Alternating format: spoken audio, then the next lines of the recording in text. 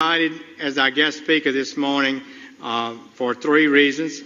A gentleman, he loves Jesus, he has a compelling life story, and he is a distinguished man of science and healing.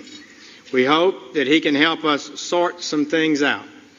May I introduce the Director of Pediatric Neurosurgery at one of the world's great hospitals, Johns Hopkins in Baltimore, Dr. Benjamin Carson, Sr.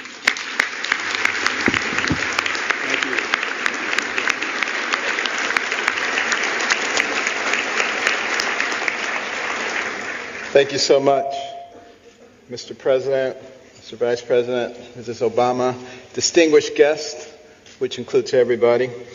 Thank you so much for this wonderful honor to be at the stage again. I was here 16 years ago, and the fact that they've invited me back means that I didn't offend too many people. So that was great. I want to start by reading four texts, which will put into context what I'm going to say. Proverbs 11:9. With his mouth, the godless destroys his neighbor, but through knowledge the righteous escape. Proverbs 11:12. A man who lacks judgment derides his neighbor, but a man of understanding holds his tongue. Proverbs 11:25. A generous man will prosper. He who refreshes others will himself be refreshed. And 2 Chronicles 7:14, if my people who are called by my name will humble themselves and pray and seek my face and turn from their wicked ways, then will I hear from heaven and will forgive their sins and heal their land. You know, I have an opportunity to speak in a lot of venues.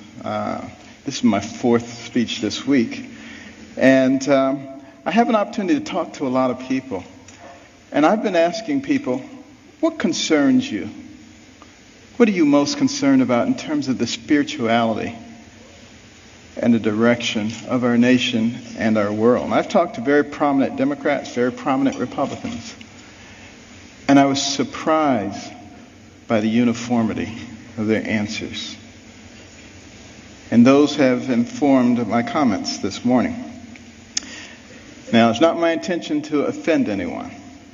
I have discovered, however, in recent years that it's very difficult to speak to a large group of people these days and not offend someone. And people walk around with their feelings on their shoulders waiting for you to say something.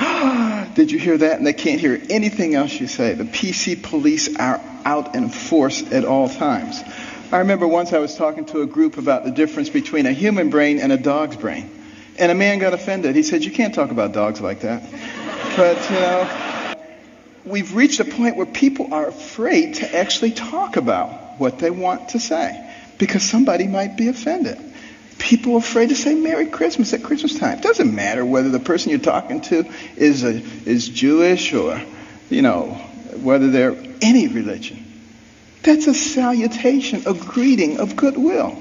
We've got to get over this sensitivity. You know, and it keeps people from saying what they really believe. What we need to do in this PC world is forget about unanimity of speech and unanimity of thought. And we need to concentrate on being respectful of those people with whom we disagree. And that's when I think we begin to make real progress. And one last thing about political correctness, which I think is a horrible thing, by the way. I'm very, very compassionate, and I'm not ever out to offend anyone. But PC is dangerous. Because you see, this country, one of the founding principles was freedom of thought and freedom of expression. And it muffles people. It puts a muzzle on them. And at the same time, keeps people from discussing important issues while the fabric of their society is being changed. And we cannot fall for that trick.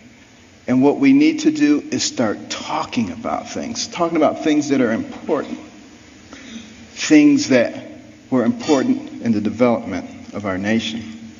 Well, one of those things was education. I'm very passionate about education because it's made such a big difference in my life. But here we are at a time in the world, the information age, the age of technology, and yet 30% of people who enter high school in this country do not graduate. 44% of people who start a 4-year college program do not finish it in 4 years. What is that about?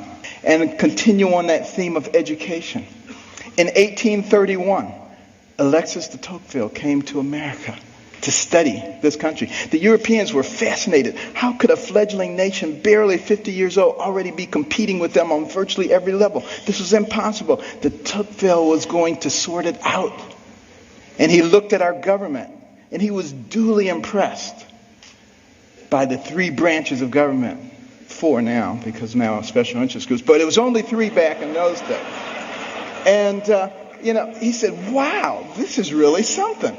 And then he said, but let me look at their educational system. And he was blown away.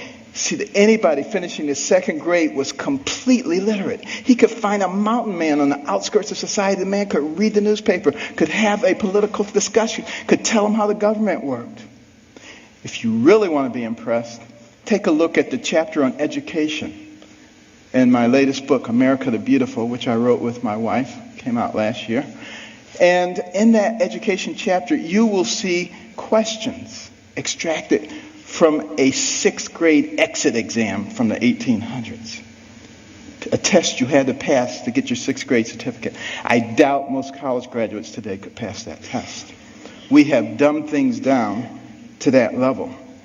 And the reason that is so dangerous is because the people who founded this nation said that our system of government was designed for a well-informed and educated populace. And when they become less informed, they become vulnerable. Think about that. Our system of government, and that's why the education is so vitally important. Now, some people say, you're overblowing it, things aren't that bad. And you're a doctor, a neurosurgeon. Why are you concerned about these things? I've got news for you. 5 doctors signed the Declaration of Independence. Doctors were involved in the framing of the Constitution, the Bill of Rights, a whole bunch of things. It's only been in recent decades that we've extracted ourselves, which I think is a big mistake. We need doctors and we need scientists, engineers. We need all of those people involved in government, not just lawyers. I don't have anything against lawyers, but, here's the thing about lawyers. And I'm sorry, but I got to be truthful, okay? Got to be truthful. What do lawyers learn in law school?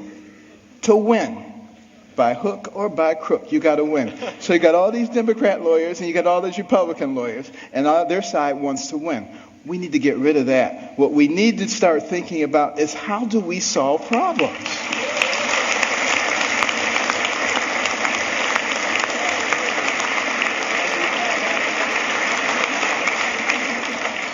And now, before I get shot, let me finish here. Now, I have nothing against athletics or entertainment. Please believe me. I'm from Baltimore. The Ravens won. This is great, okay? But what will maintain our position in the world? The ability to shoot a 25-foot jump shot or the ability to solve a quadratic equation? And we need to put the things into proper perspective. And, many teachers,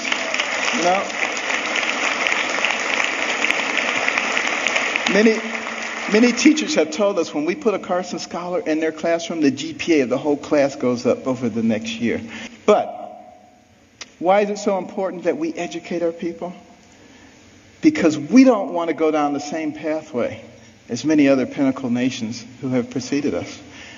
I think particularly about ancient Rome. Very powerful. Nobody could even challenge them militarily. But what happened to them? They destroyed themselves from within. Moral decay, fiscal irresponsibility. They destroyed themselves. And if you don't think that can happen to America, you get out your books and you start reading. But we can fix it. Why can we fix it? Because we're smart. We have some of the most intellectually gifted people leading our nation. All we need to do is remember what our real responsibilities are so we can solve the problems. I think about these problems all the time. And, my role model was Jesus. And he used parables to help people understand things. And one of our big problems right now, and like I said, I'm not politically correct, so I'm sorry. But, our deficit is a big problem. Think about it. And our national debt, $16.5 trillion. You think that's not a lot of money? Tell you what, count one number per second, which you can't even do because once you get to 1,000, it takes you longer than a second. But one number per second. You know how long it would take you to count the 16 trillion? 507,000 years. More than 500,000 years to get there. We have to deal with this. Here's the parable. A family falls on hard times. Dad loses his job or is demoted, gets part-time work. He has 5 children. He comes to the 5 children. He says, we're going to have to reduce your allowance. Well, they're not happy about it, but he said, except for John and Susan. They're special. They get to keep their allowance. In fact, we may give them more. How do you think that's going to go down? Not too well. Same thing happens. Enough said. What about our taxation system? So complex. There is no one who can possibly comply with every jot and tittle of our taxes. If I wanted to get you or you, I could get you on a tax issue. That doesn't make any sense. What we need to do is come up with something that's simple. So there must be something inherently fair about proportionality. You make $10 billion, you put in $1 billion. You make $10, you put in 1. Of course, you got to get rid of the loopholes. But now some people say, well, that's not fair because it doesn't hurt the guy who made $10 billion as much as the guy who made 10. Where does it say you have to hurt the guy? He just put $1 billion in the pot. We don't need to hurt him. It's that kind of thinking. It's that kind of thinking that has resulted in 602 banks in the Cayman Islands. That money needs to be back here, building our infrastructure and creating jobs. And we're smart enough to figure out how to do that. We've already started down the path of solving one of the other big problems, healthcare. We need to have good healthcare for everybody. It's the most important thing that a person can have. Money means nothing, titles means nothing when you don't have your health. But we got to figure out efficient ways to do it. We spend a lot of money on healthcare, twice as much per capita as anybody else in the world, and yet not very efficient. What can we do? Here's my solution. When the person is born, give them a birth certificate, an electronic medical record, and a health savings account, to which money can be contributed pre-tax from the time you're born to the time you die. When you die, you can pass it on to your family members so that when you're 85 years old and you got 6 diseases, you're not trying to spend up everything. You're happy to pass it on, and there's nobody talking about death panels. That's number one. And also, for the people who are indigent, who don't have any money, we can make contributions to their HSA each month because we already have this huge pot of money. Instead of sending it to some bureaucracy, let's put it in their HSAs. Now they have some control over their own health care. And what do you think they're going to do? They're going to learn very quickly how to be responsible. When Mr. Jones gets that diabetic foot ulcer, he's not going to the emergency room and blowing a big chunk of it. He's going to go to the clinic. He learns that very quickly. Gets the same treatment. In the emergency room, they send him out. In the clinic, they say, now let's get your diabetes under control so you're not back here in 3 weeks with another problem. That's how we begin to solve these kinds of problems. It's much more complex than that, and I don't have time to go into it all. But we can do all of these things because we're smart people. And let me just begin to close here. What about the symbol of our nation? The eagle. The bald eagle. It's an interesting story how we chose that. But a lot of people think we call it the bald eagle because it looks like it has a bald head. That's not the reason.